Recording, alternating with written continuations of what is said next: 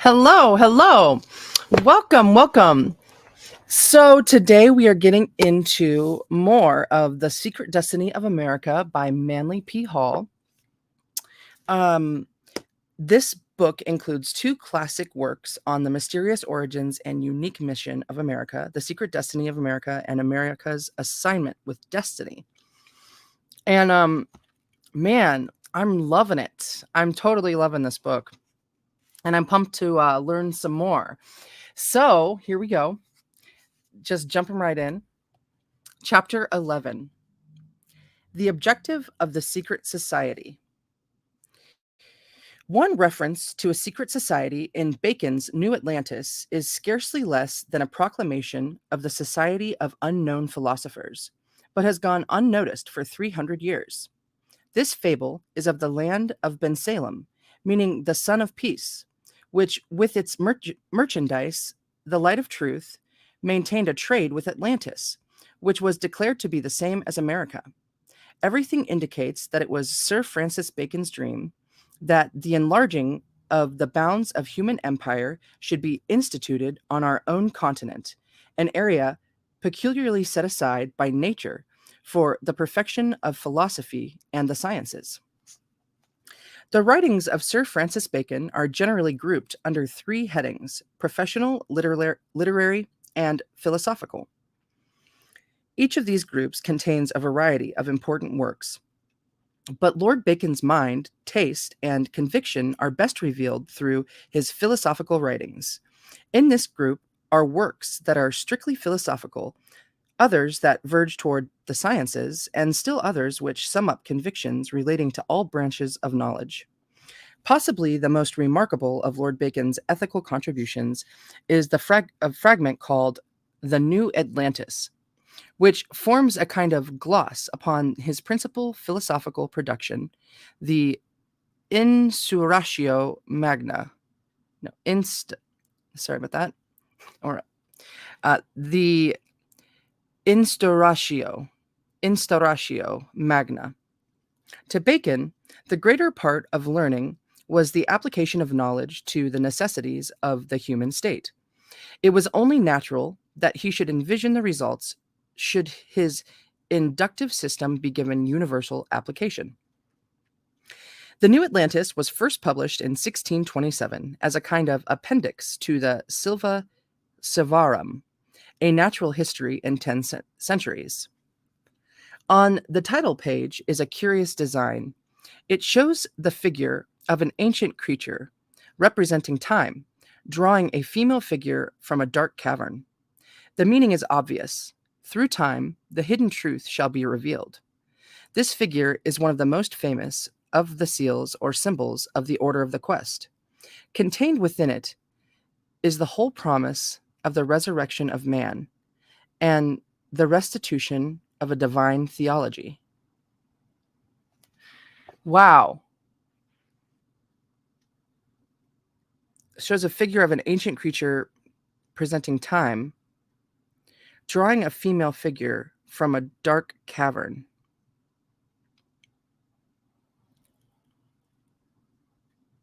I want to know,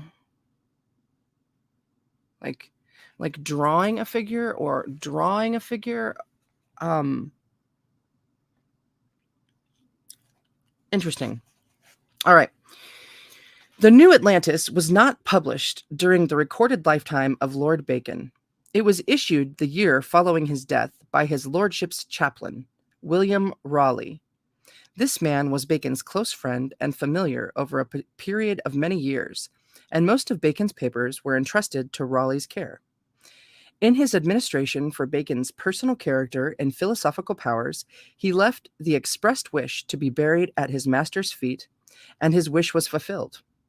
Raleigh writes in his introduction to Bacon's New Atlantis, "This fable my lord devised, to the end that he might exhibit therein a model or description for a college, instituted for the interpreting of nature and the producing of great and marvelous works for the benefit of men, under the name of Solomon's House, or the College of the 6 Days' Work." The College of 6 Days' Work is, of course, a thinly veiled reference to the perfection of nature through art. The 6 days are the days of creation by which the natural world was brought into existence, according to the account given in Genesis. As God created the universe in 6 symbolic days, so man by art, that is, philosophy, must create the condition of his own perfection by means of 6 philosophical steps. The college is the secret school, the wise man's house, wherein are taught all arts and sciences, and not according to a materialistic interpretation, but according to a divine understanding of causes. Raleigh stated that it had been his lordship's intention to complete the fable of the New Atlantis with a second part, to contain the laws of the ideal state, or commonwealth of the wise, since it was Bacon's custom to prepare numerous drafts of his writings in the process of perfecting them. It is probable that the second part existed at least in outline, but Raleigh would not have felt it proper to publish the part which his lordship had not preferred or perfected in literary form.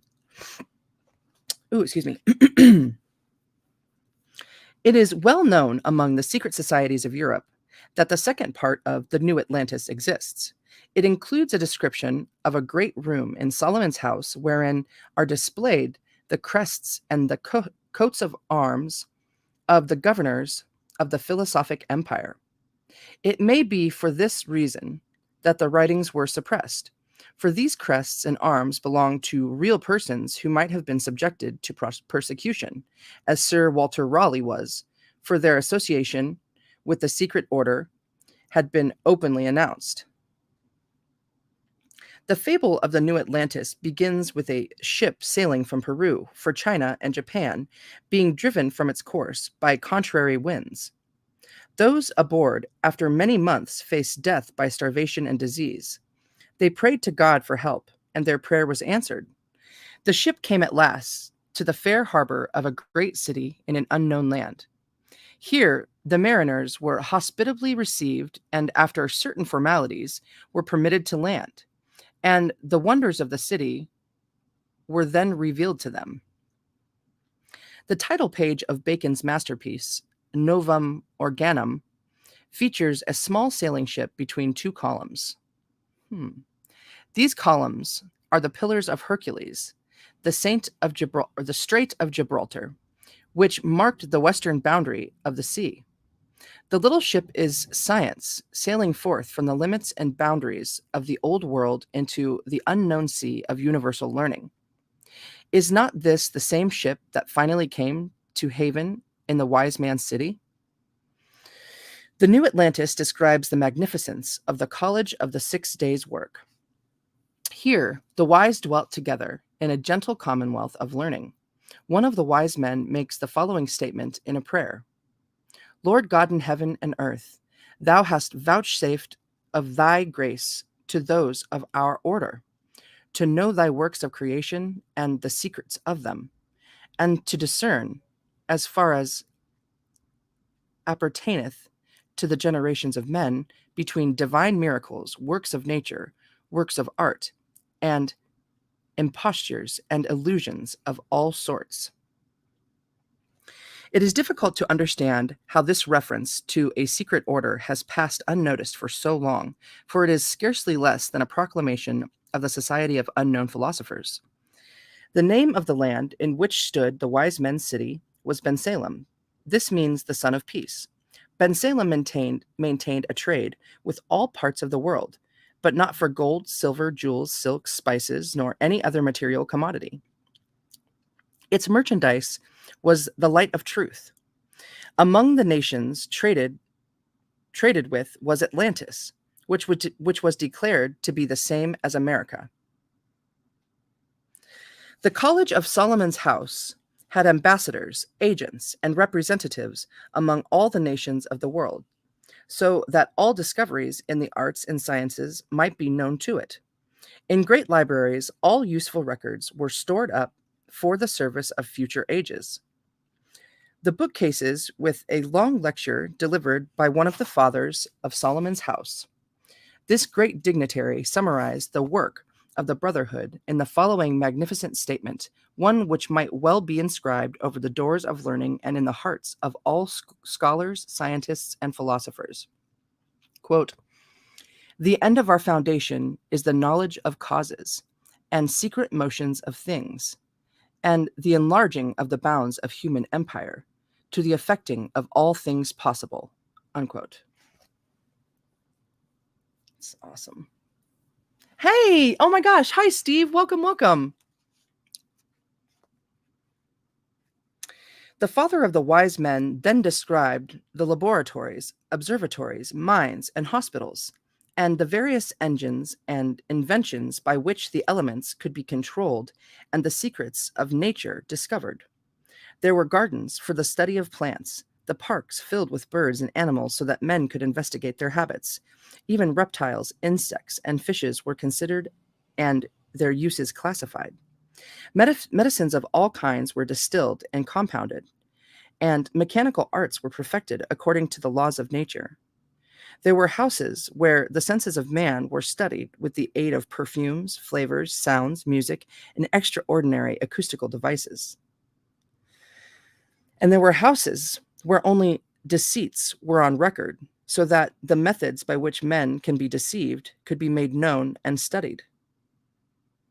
In the philosophical city, all men were employed according to their tastes and ability, and each contributed in his own way to the sum of useful knowledge. There were museums where rare and excellent inventions were preserved, and galleries containing the status of great men who had contributed to the improvement of the human race. Among the statues was one to Christopher Columbus, another to the man who had invented bread. Their narration ends abruptly with the word of the editor that the rest was not perfected. Missing is that part which was to describe the laws of a philosophical commonwealth.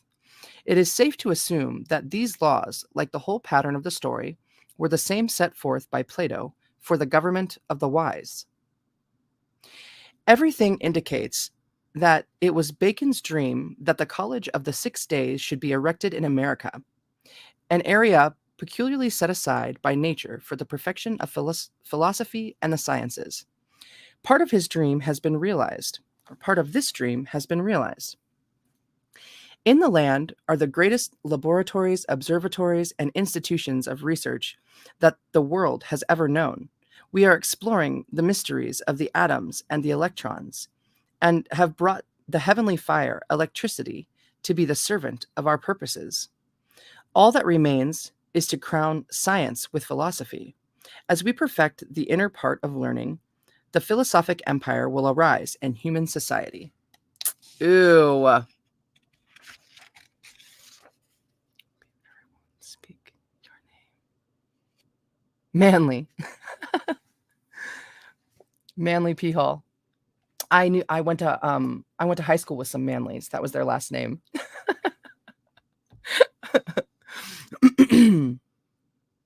So we have a picture here.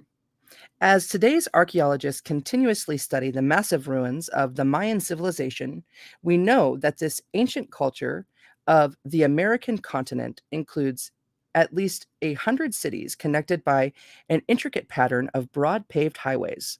Their language was suited to the expression of exact knowledge. Ooh, that's nice the way that's. And then there's a picture here of something of like a Mayan looking temple, eh? Man, that's cool. I like the shadow. I like the pictures. Chapter 12. Western culture 1,000 years before Columbus. In the Mexican area, the civilization then existing was the most advanced on the earth. The ancient Mayas had massive public buildings and observatories in at least 100 cities, and these were connected by broad paved highways. Rulers were elected by the common agreement of the people. The Mayas hold the world record for for a continued peace of 500 years. This has been attributed to their having passed no monetary symbol or currency for goods exchange. Theirs was the first democratic state on a continent set aside for the perfection of the dream of democracy. Long, excuse me, long before the coming of the white man, the spirit of human equality, human cooperation, and freedom of worship had flourished here. In the jungles of Yucatan, Guatemala, and Honduras are the ruined cities of a lost civilization which flourished on the North American continent 1,000 years before the voyage of Columbus. Stuart Chase has made the observation that in the 5 centuries immediately following the beginning of the Christian era, the civilization of the Mayas was the most advanced existing on the earth. Very is little known of the Mayas, their origin, history, religion, or culture, because of the wholesale destruction of Mayan writings and historical records in the early years of the Spanish conquest. Massive ruins of their buildings remain, and great stone tablets, but these are in a language as yet undeciphered. From the physical evidence and the material remains, we know that the empire of the Mayas extended over a very large area. Included were at least 100 cities connected by an intricate pattern of broad paved highways. Enough of the art of the Mayas has survived to entitle them to a high place in the sphere of creative aesthetics, and their massive stone and plaster buildings prove that they possessed a well-developed knowledge of architectonics. Is that how you say that? Architectonics. Cool. They had observatories for the study of the arts and developed a highly accurate calendar. Their written language, more complicated than Chinese, is of a type suited to the expression of exact knowledge and the most refined mental and emotional reflexes. Wow. It's fascinating. According to their own legends, the Mayas owned their cultural superiority they owed their cultural superiority to a mysterious old man who came out of the sea riding on a raft of serpents. Among various tribes, this man has different names, but he is best known by the title conferred upon him in the Mexican area. Here he was called Quetzalcoatl. Quetzalcoatl. He is said to have come from the east, from the land of the many-colored rocks. Quetzalcoatl carried with him the symbol of the cross. His name means the feathered snake, or the serpent covered with the plumes of the Quetzal bird. Wow. Doesn't Vishnu... Oh, no, wait. Vishnu lays on maybe a bed of 100 snakes. I'm seeing Vishnu in my head. I'm just wondering.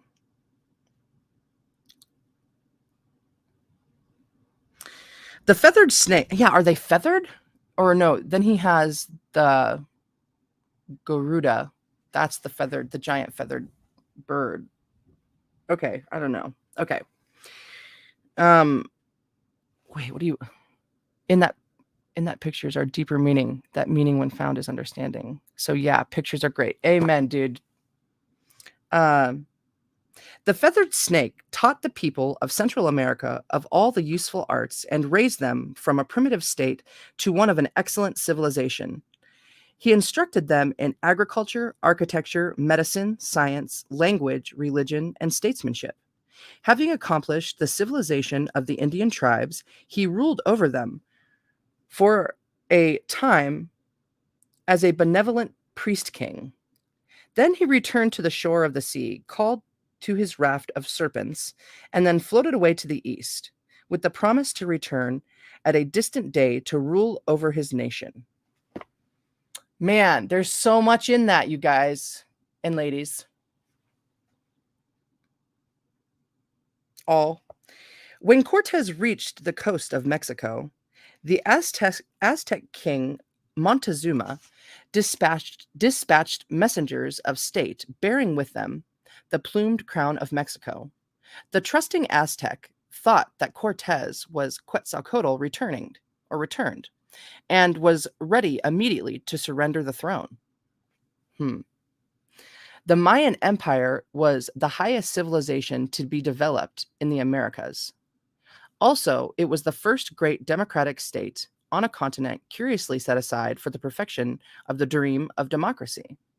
So far as we know, the rulers of the Mayas were not hereditary, but were elected for life by common agreement of the people. They seem to have governed wisely and to have fulfilled the classical requirements of priest kings. The priesthood itself was powerful but benevolent, given to learning, and a patron of the arts and sciences. The religion consisted of a monotheism, that is, the worship of one supreme principle abiding in the sun. Next to deity, peculiar veneration was given to the feathered snake, who was regarded as a kind of messiah who suffered, died, and arose again. The legend of Quetzalcoatl was thus in parallel with the myth of the dying god, very much as in Egypt, Chaldea, or as Greece, and as expressed by the early Christian church. All right, so what is it? The Chaldeans or the Chaldeans? I don't know, right? I'm not sure. Chaldean. There's other books that I've read and I never investigated. Zerpa-derpa-doo. Okay. The Mayas were not a warlike people, and there is no support for popular belief that they were by nature cruel or barbaric. On the altars of their gods, they offered only flowers and fruit, and it was not until the decline of the empire and its domination by less advanced tribes that human sacrifice was practiced, and then only on the rarest occasions. Quetzalcoatl. Yeah. Demiurge. Gnostics are the same as the dualistic Jesus, Lucifer creation. Yeah. And then also masculine, feminine too. Feminine. It is believed that the Mayas hold the world record for continued peace. They flourished as a great, powerful nation for 500 years without war and with other tribes or internal strife. The high civilization attained by the Mayas was due primarily to the laws given to them by Quetzalcoatl. So long as they obeyed these laws, they continued to prosper. Unfortunately, we have no complete record of their legal codes, but we do know a few of the outstanding principles which lay at the root of their state. The Mayan Nation was a collective commonwealth living under an advanced form of socialized order. They possessed all goods in common and shared equally in the benefits of their production. They possessed no money or monetary symbol of any kind, and it has been suggested that this lack of currency was in part responsible for their 500 years of peace.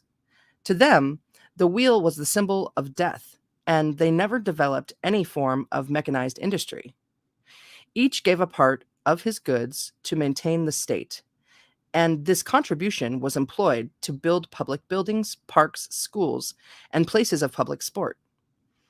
There seems to have been no poverty and little, if any, crime. No buildings have been found which suggest prisons or other places of confinement. The Mayas were hospitable, kindly, gentle, and industrious. Their cities were beautiful in every way. They were public-spirited, well-governed, and according to the offer of their time, highly educated. That sounds like a dream to me.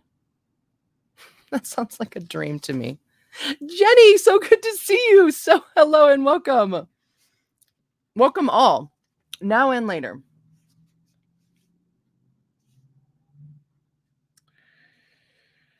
The religious temper of the people can be gathered from remnants that still survive.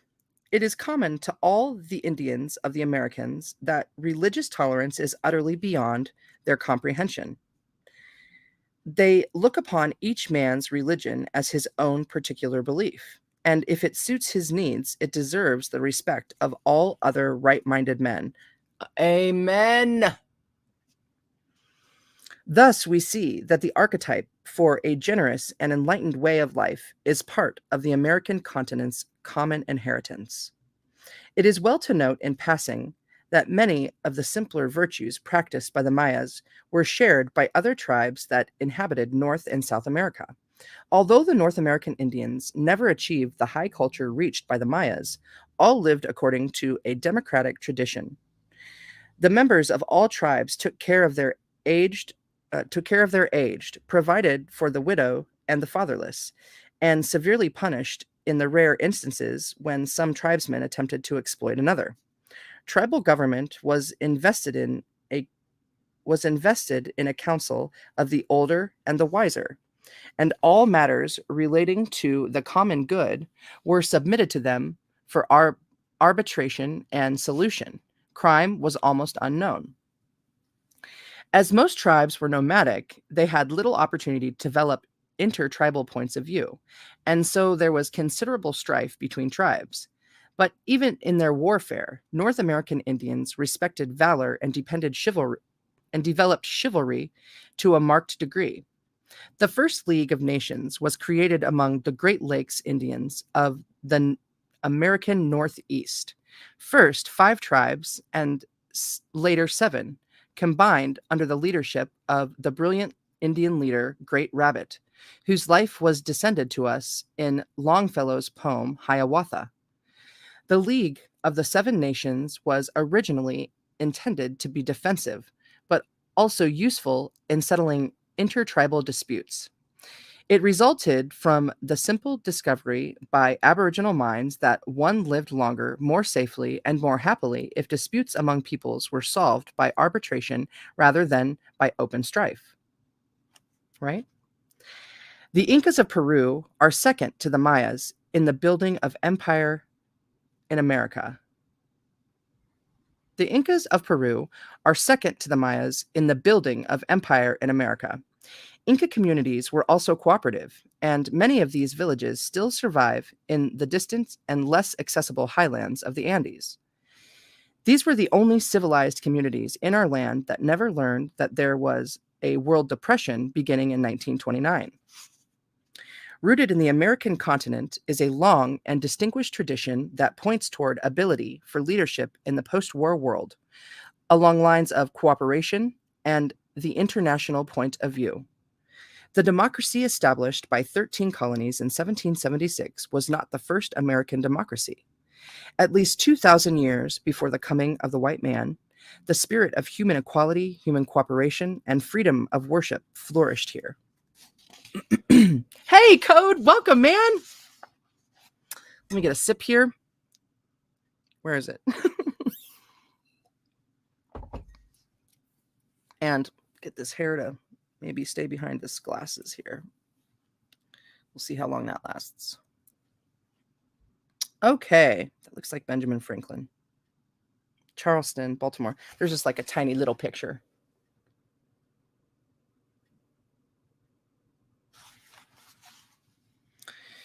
So, chapter 8. Oh, I'm sorry. That's an X. Chapter 13. Bacon's secret society is set up in America. Men bound by a secret oath to labor in the cause of world democracy decided that in the American colonies they would plant the roots of a new way of life. Brotherhoods were established to meet secretly, and they quietly and industriously conditioned America to its destiny for leadership in a free world. Benjamin Franklin exercised an enormous psychological influence in colonial politics as the appointed spokesman of the unknown philosophers. He did not make laws, but his words became laws. Colonization of the Western Hemisphere was largely motivated in the desire to pillage the fabulous treasures of the New World. The explorers, led on by legends of hordes of gold and silver and palaces encrusted with jewels, formed expeditions often financed from their own purses, but sometimes subsidized by the state. The Spanish were the most successful in their quests for riches. The majority of the other adventurers profited little and suffered much. And it soon became apparent that only by sober colonization was any sizable reward to be gained in the New World. For the promulgation of the Christian faith, the Western Hemisphere offered virgin territory. With the conquistadors came priests, eager to convert pagan tribes and nations to the faith of the Old World. A holy inquisition was set up in New Spain, and Indians, by the tens of thousands, were tortured and killed for the good of their immortal souls. It was due to the zeal of the priests that the libraries of the Mayas were burned and their historical records destroyed. Oh, that just, I feel that. Oh man, right? Dude, that stuff. I wish I just, right. No, no information is really ever lost, right? Right? Right?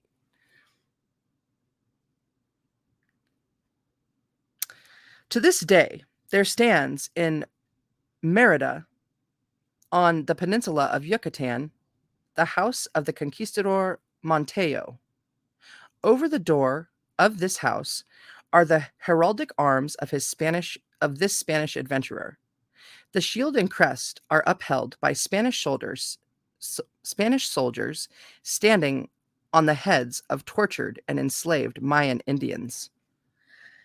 Damn, Bean. Reasonably accurate accounts of the natural advantages and resources of the Americas were in time brought back by the explorers and adventurers who had opened the new territories of the West, and only then did the European nations give serious consideration to actual development of their newly acquired colonial empires.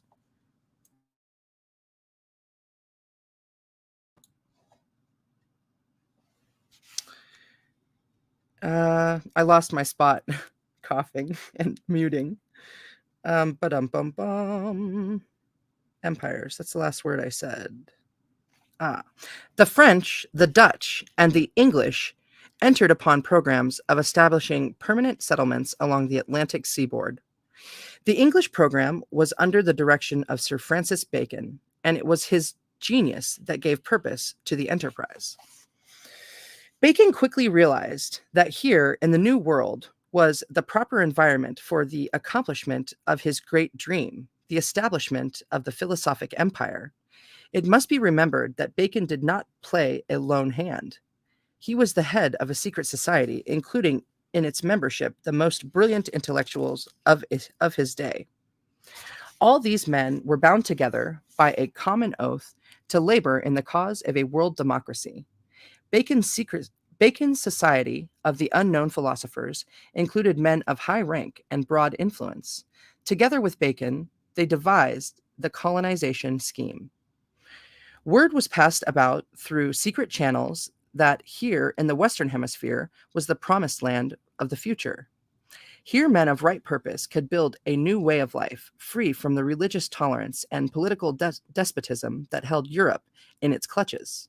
The history books tell us that the colonists made the long and dangerous journey in small ships in order to find a place where they could worship God, each according to the dictates of his own conscience. There is, however, much more to the story than our historians have dared to suggest. Among the colonizers were some who belonged to the Order of the Quest, but it was not long before religious strife broke out in the colonies, for men do not change their natures merely by changing their place of habitation. Much of the intolerance of the Old World came over to plague the beginnings of the new civilization. It was not easy to preserve high principles in pioneering a country. A lot had to be done before the philosophic empire could emerge out of the simple struggle for existence. And much has yet to be accomplished. We are still pioneering in the sphere of right thinking and right living. Amen. And this book was published in 1944, by the way. BT dubs, before me, before my parents. It's just, why isn't this? It's okay, right?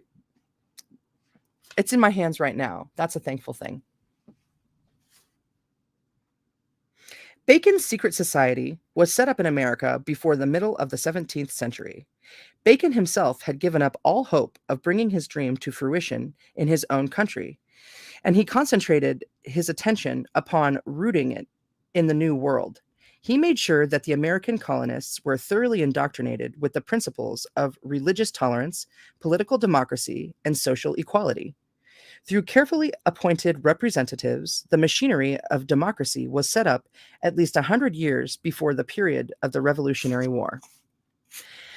Bacon's secret society membership was not limited to England. It was most powerful in Germany, in France, and in the Netherlands. And most of the leaders of European thought were involved in the vast pattern of his purpose. The mystic empire of the wise had no national boundaries, and its citizenry was made up of men of good purpose in every land. The alchemists, Kabbalists, mystics, and Rosicrucians were the incisive instruments of Bacon's plan. Representatives of these groups migrated to the colonies at an early date and set up their organizations in suitable places. One example will indicate the trend. About 1690, the German priest, theologian, magistrar Johannes Kelpius, sailed for America with a group of followers, all of whom practiced mystical and esoteric rites. The priests settled in Pennsylvania, and their descendants still flourish in Lancaster County, or Lancaster, maybe. Lancaster. Kelpius, for some years, lived as an anchorite in a cave located in what is now Fairmount Park, Philadelphia. The priests brought with them the writings of the German mystic Jacob Boehme, books on magic, astrology, alchemy, and the Kabbalah. They had curious manuscripts illuminated with strange designs, and their principal text was called an ABC book for young students studying in the College of the Holy Ghost. The priests brought the order of the mustard seed and the order of the woman in the wilderness to the New World. Wow, this is all making me feel so excited inside. It's crazy, right? I don't know, but why do I feel still like it's awesome and stuff, but like the way things I don't know, the way things are in my world, they seem pretty awesome and everything. But right, the idea of the way things have gone in my lifetime in the media and things that I've been presented to and been a part of, which has faded away, like in the last decade tremendously, but still, like, I don't know are these agencies taken over? Is that what we're saying here? Are these agencies taken over? Or what? What's happening right now, it genuinely is for our greatest good. And I just, it's what? I don't know. Right. It's not, anonymity, easy for me to say, anonymity, and being able to make these choices for ourselves. Like, that is what I really believe. And that is where that is how I live. That's how we live. Right. Okay.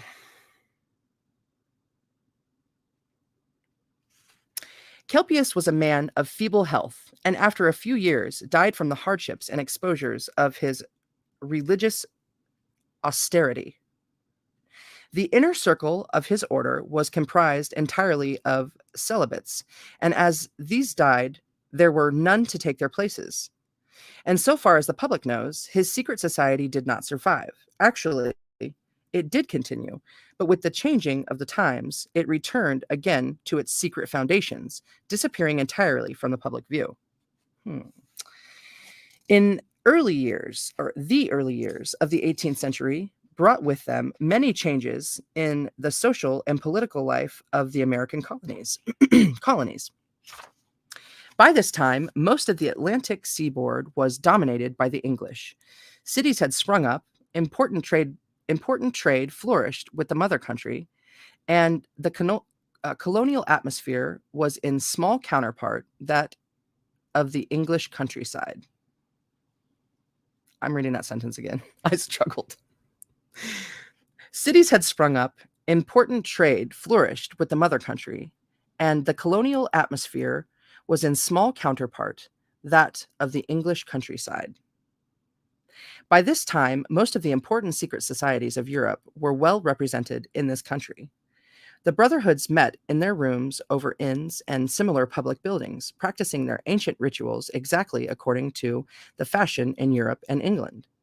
These American organizations were branches under European sovereignty, with the member in these two hemispheres bound together with the strongest bonds of sympathy and understanding. The program that Bacon had outlined was working out according to schedule. Quietly and industriously, America was being conditioned for its destiny, leadership in a free world. Any account of secret societies in America would have to include tribute to the man who has been called the first American gentleman, Benjamin Franklin. Although Dr. Franklin was never the country's president nor a military general, he stands out as one of the most important figures in the struggle for American independence. Quiet, dignified, scholarly, and gentle, Franklin foresaw a new goal for an ever changing world through the scarce bifocal glasses of which he was the inventor. I like that I like that paragraph. Excuse me. Historians have never ceased to wonder at the enormous psychological influence which Franklin exercised in colonial politics. But up to the present day, few indeed are those who have realized that the source of his power lay in the secret societies to which he belonged and of which he was the appointed spokesman. Franklin was not a lawmaker, but his words became law. Beneath the homely wisdom which he circulated in his almanac under the pseudonym of Poor Richard was a profundity of scientific and philosophic learning. He understood both the farmer and the philosopher and could speak the languages of both. When Benjamin Franklin went to France to be honored by the state, he was received too by the Lodge of Perfection, capitalized Lodge of Perfection, the most famous of all the French secret orders, and his name, written in his own fine hand, is in their record ledger, close to that of the Marquis de Lafayette. Marquis de Lafayette. Franklin spoke for the Order of the Quest, and most of the men who worked with him in the early days of the American Revolution were also members. The plan was working out. The new Atlantis was coming into being in accordance with the program laid down by Francis Bacon 150 years earlier. The rise of American democracy was necessary to a world program, and at the appointed hour, the freedom of man was publicly declared. Hey, welcome, y'alls. Welcome. So we've got some more symbolic pictures here. George Washington had just been born when the government of Edinburgh Castle, wrote a prophecy that this infant born overseas was starred by fate to lead the colonies to freedom. This prediction also named, 4 decades in advance, the year of the Declaration of Independence. Show you this picture.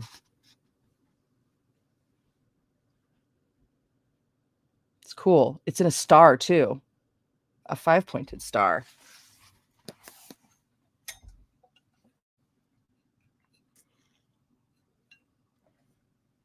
And what is that, a black cat?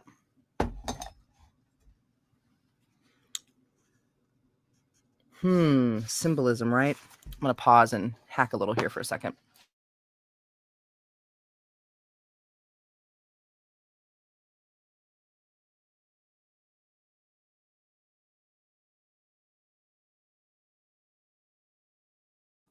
Okay.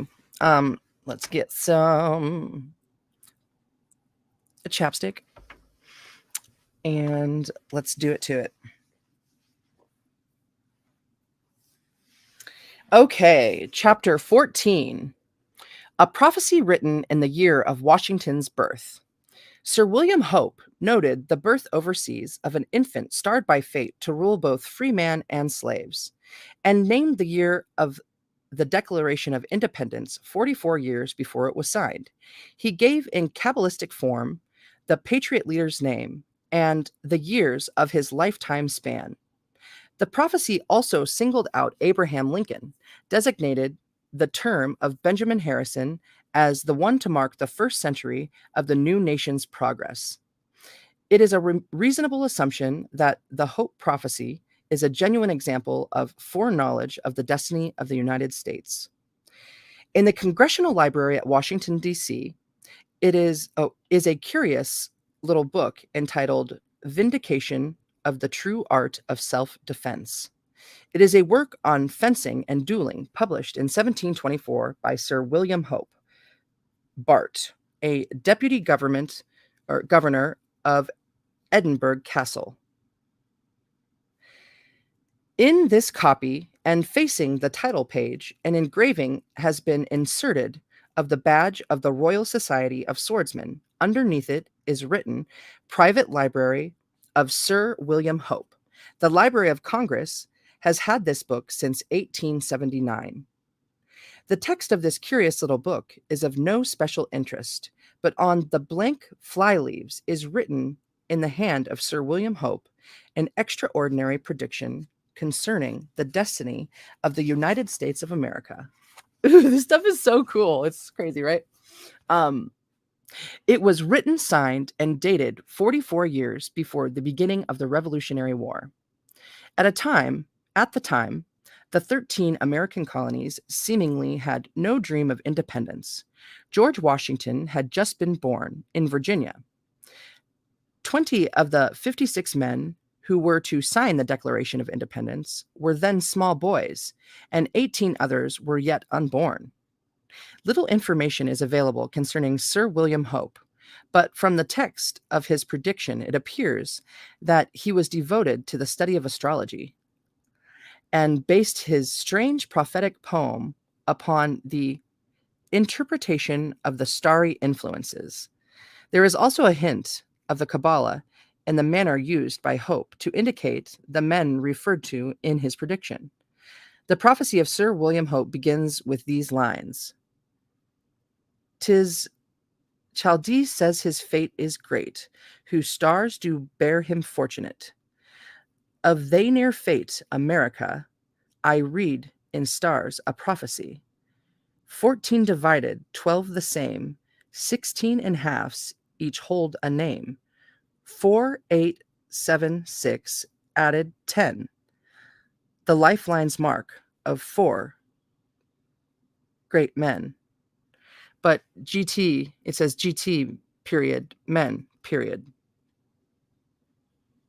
America is spelled with a K. And is it Tis Chaldee? Is that the same one? I'm not sure about, right? From the text, the prophecy covers the period from 1732 to 1901. From the history of our country during this period of time, Hope selected 4 men, and the numbers which he used to indicate them are shown as the prophecy unfolds. He summarizes the lives of these 4 men by totaling the numbers of years that each lived. He does this in the line 4, 8, 7, 6, added 10. 4 plus 8 plus 7 plus 6 equal 25. The added 10 is the cipher, making a total of 250. At the time of his death, George Washington was 68, Abraham Lincoln 56, Benjamin Harrison 68, and William McKinley 58. The total of these years is 250.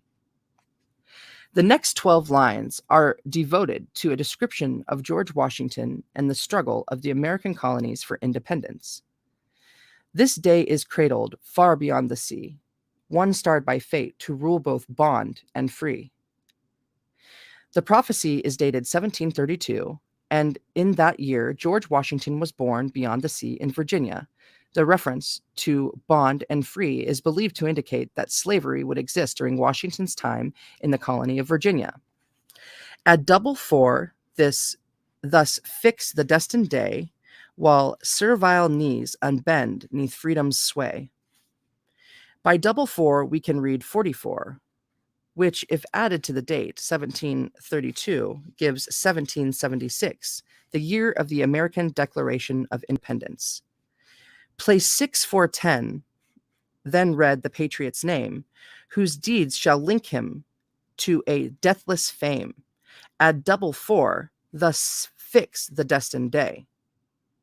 There are 6 letters in the name George and 10 in Washington, and this Kabbalah, when added to the previous and subsequent descriptions, can leave no doubt as to the men intended to the prophecy, whose growing love and ceaseless trust wrong none, and catch truth's colors from its glowing sun.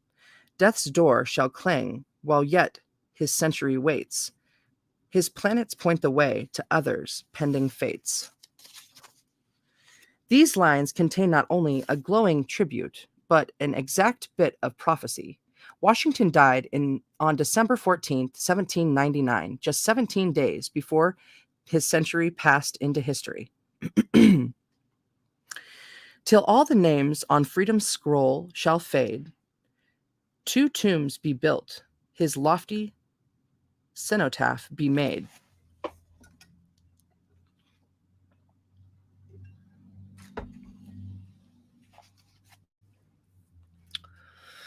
Freedom's scroll is the Declaration of Independence, which is now carefully preserved under yellow cellophane because the signatures have begun to fade.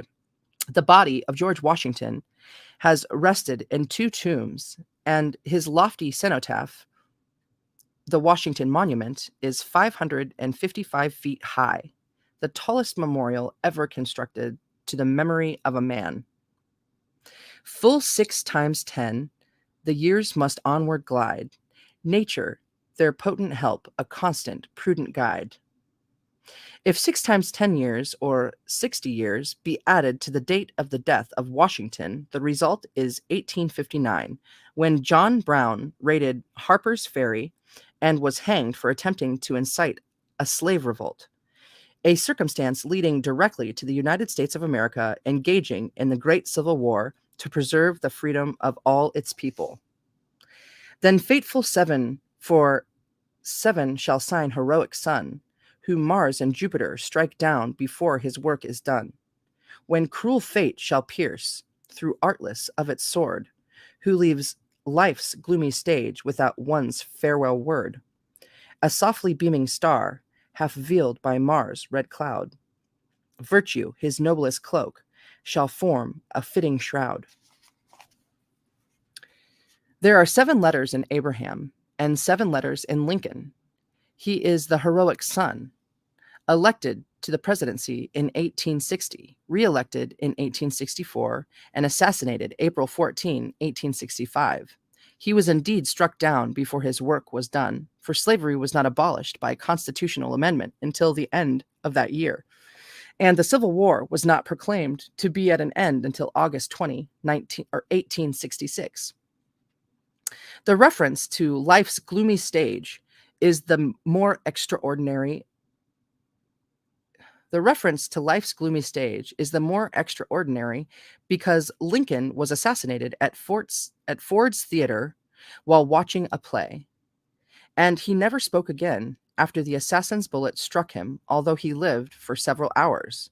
References to President Benjamin Harrison are contained in the 2 following lines.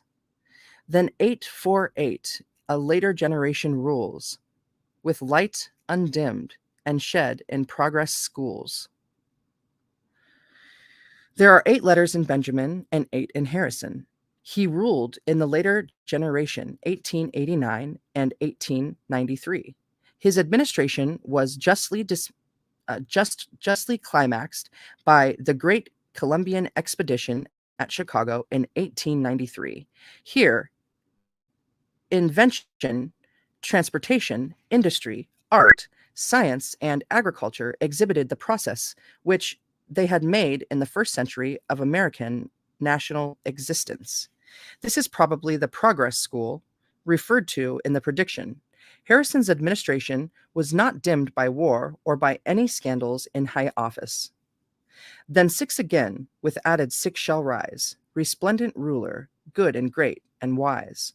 4 6s hold a glittering star that on his way shall shine, and twice 4 6s mark his years from birth to manhood's prime.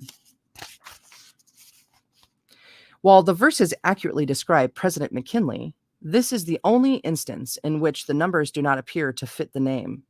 Research, however, indicates that the original form of the family name would permit it to be divided, thus, Will McKinley, which means Will, the son of Kinley. In this form, each of the combinations would contain 6 letters. 4 sixes, or 24, agrees with President McKinley, being the 24th man to hold the presidential office. And twice 4 sixes, or 48, was the age of McKinley at the time he was elected governor of his native state, which might be said to be his manhood's prime. There is no reference to McKinley's second term or his assassination, but the prophecy definitely states that it goes no farther than the end of the 19th century. It does indicate earlier, however, that McKinley's life was to be 58 years, which was correct. The prophecy ends with 4 more lines. These truths prophetic shall completion see, ere time's deep grave receives the 19th century. All planets, stars, 12 signs, and horoscope attest these certain truths foretold by William Hope. Following this is the statement that the prophecy was writ at Cornhill, London, 1732. At the bottom of the page are 4 other lines written by some later member of the Hope family as a tribute to the memory of Sir William Hope. The learned hand that writ these lines no more shall pen for me, yet voice shall speak and pauses beat for long prosperity. This soul refined through love of kind bewailed life's labors spent. Then found this truth, his search from youth. Greatness is God's accident. James Hope. As is usual with material of this kind, efforts have been made to prove the Hope prophecy to be a forgery, but up to the present time, no tangible evidence has been advanced to disprove the prediction. Always in these matters, the critic takes the attitude that such predictions cannot be made, and if a writing appears to be authentic, then it must be impossible. Imposture. I'm sorry. I apologize. Authentic, then it must be imposture. The book has been to the Library of Congress, or has been in the Library of Congress for more than 60 years. The prediction about both Harrison and McKinley relates to incidents taking place after the book was placed in the Congressional Library. The facsimile, in facsimile, one of the 2 pages of the original prophecy is illustrated here.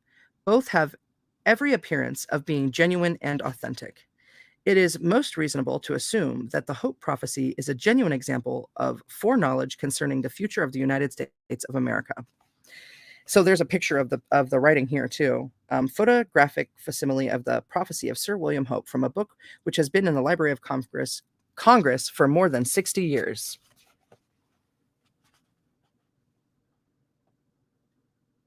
Wow, such fast cursive handwriting. It's so tiny and it's nice though. Wow, interesting, right?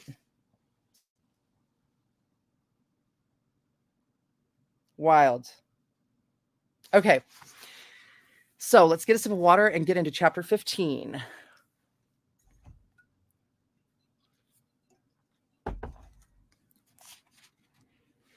The unknown man who designed our flag. Our flag was worked out in elements of design that provide for gradual modification in the future as the national destiny increased. It was a learned stranger, added by seeming accident to the committee appointed by the Colonial Congress in 1775, who had the foresight to provide the area for the stars in subsequent substitution for the British Union Jack. The design was adopted by General Washington. There is no record that the committee ever made a report to Congress. According to the rules laid down by Francis Bacon for works published under the authority of the Society of Unknown Philosophers, each book must be so marked as to be readily recognizable. The book that tells of the presence of the unknown designer ends with a quotation from Bacon. Robert Allen Campbell, in 1890, published a little book, Our Flag, or The Evolution of the Stars and Stripes. Diligent research fails to uncover any data about Mr. Campbell. He states in his preface,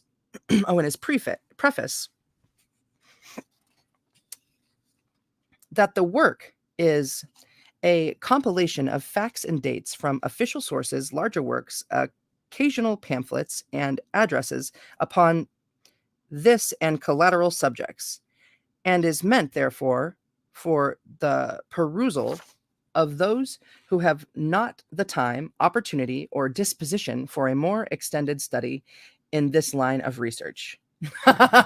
So it's okay. So it's brief. Then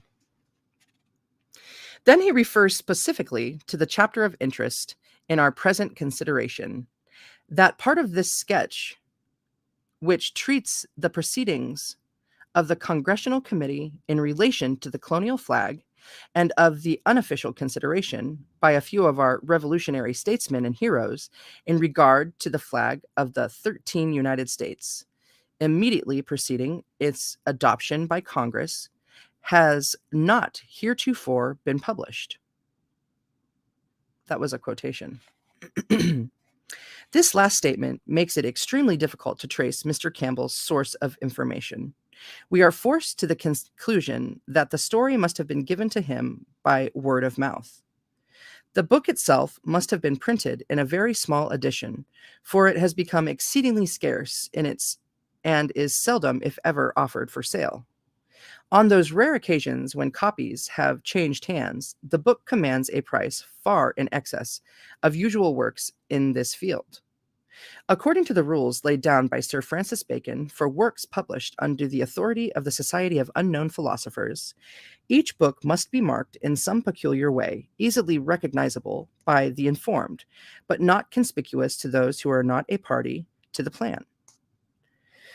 All of the older writings are so marked, either with ciphers, curious headpieces, vignettes, colophons, designs, symbols, figures, or signatures. It is possible that the book Our Flag carries such a signature, for it ends with the following quotation: "Out of monuments, names, words, proverbs, private records and evidences, fragments of stories, passages in books, and the like, we save and recover somewhat from the deluge of time." Bacon. One thing is certain: Robert Allen Campbell has concluded his treatise with a curiously meaningful passage from the writings of the man responsible for the broad program of colonization in the Western world that made possible the creation of the United States of America. The selection of Bacon's words to conclude the book may be accident, and it may be intent. But in the light of the text and the air of mystery which covers the history of the writing and the life of the author, it appears more than possible that intent is the answer. Chapter 2 of Our Flag is entitled The Colonial Flag. This, in substance, is what it says.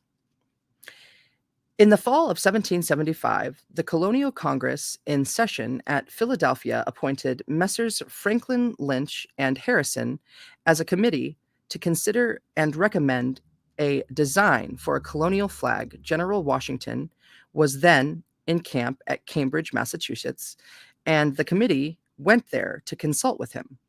While at Cambridge, the committee men were entertained by a patriotic and well-to-do citizen. At that time, the best room in the gentleman's residence was temporarily occupied by a peculiar old gentleman. As there was only one other guest room, Messrs. Lynch and Harrison were given the unoccupied room, and Dr. Franklin shared apartments with the old gentleman. Nothing is known about the mysterious old man except that he was referred to as Professor. His name is not preserved. He was beyond 70 years of age, but apparently in the prime of his life. He ate no flesh, fish, or fowl, or any green things, and drank no liquor, wine, or ale. His diet consisted of cereals, well-ripened fruit, nuts, tea, and such sweets as honey and molasses. He was well educated, highly cultured, of extensive as well as varied information, and very studious. He spent most of his time pondering over rare books and ancient manuscripts, which he seemed to be deciphering, translating, or rewriting. These he kept carefully locked up in a heavy iron-bound chest and never showed them to any person. He was liberal, but in no ways lavish with his money, but was well supplied with all that he needed. The professor was a staunch advocate of democracy, and his favorite statement was, "We demand no more than our just due. We will accept and be satisfied with nothing less than we demand." Oh, dude, I love that.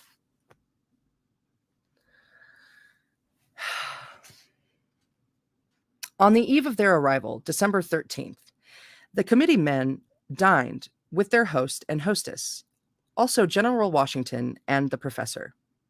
The professor was introduced to the visitors without his name being given, and his ease, grace, and dignity during the introduction is especially noted. When Benjamin Franklin was presented, he stepped forward and extended his hand, which the professor heartily accepted. As their eyes met, there was an instantaneous, very apparent, and mutual gratified recognition. After dinner, Washington and the committee men exchanged a few words in undertone, and then Dr. Franklin arose, saying, in substance, "As the chairman of this committee, speaking for my associates, and with their consent, and with the approval of General Washington, I respectfully invite the professor to meet with the committee as one of its members, and we, each one, personally and urgently, request him to accept the responsibility and to give us and the American colonies the benefit of his presence and his counsel." After graciously accepting the invitation, the professor made his first recommendation. He pointed out that the committee now consisted of 6 persons, General Washington and the host being honorary members. 6 was not an auspicious number, and as none of the members could be spared, let the hostess be included so that the number could be increased to 7.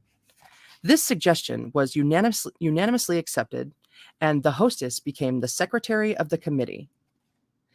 The committee met the following evening in the professor's room. General Washington opened the proceedings by asking Dr. Franklin for his recommendations.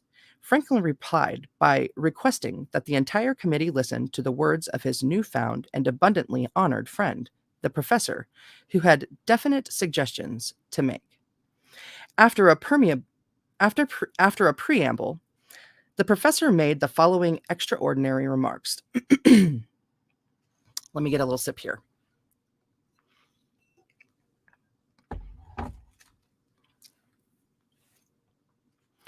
The sun of our political air, like the sun in the heavens, is very low in the horizon, just now approaching the winter solstice, which it will reach very soon.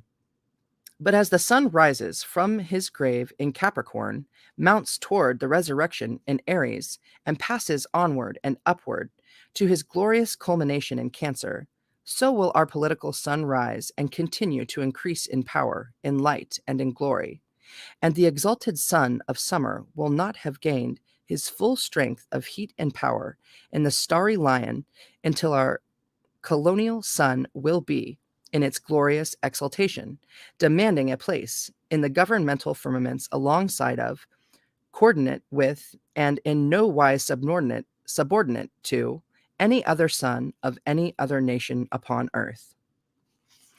The professor went on to point out that the flag, which he recommended, which would be subject to change in the future as the national destiny increased. This change, however, should not require a complete redesigning, but a process of gradual modification to make it announce and represent the new nation which is already gestating in the womb of time, and which will come to birth, and that not permanently, but fully developed and ready for the charge into independent life, before the sun, in its next summer's strength, ripens our next harvest. The design fully submitted consisted of a field of 13 alternate red and white stripes, and in the area which now contains the stars was the British Union Jack. The area containing the Union Jack was the one suitable for modification, the design was formally and unanimously accepted, and the flag was adopted by General Washington as the recognized standard of the colonial army and navy. There is no record of any report being made by this committee to Congress. On January 2nd, 1776, at Cambridge, in the presence of the army, General Washington, with his own hands, raised the newly made flag on the tall and specially prepared pine Liberty pole. The British Army at Charleston Heights could see the flag clearly. After inspecting it with their field glasses, the British officers ordered a salute of 13 cheers, followed by a regular official salute of 13 guns in honor of the new standard. It appears, therefore, that the colonial flag was as pleasing to the British as it was to the colonies.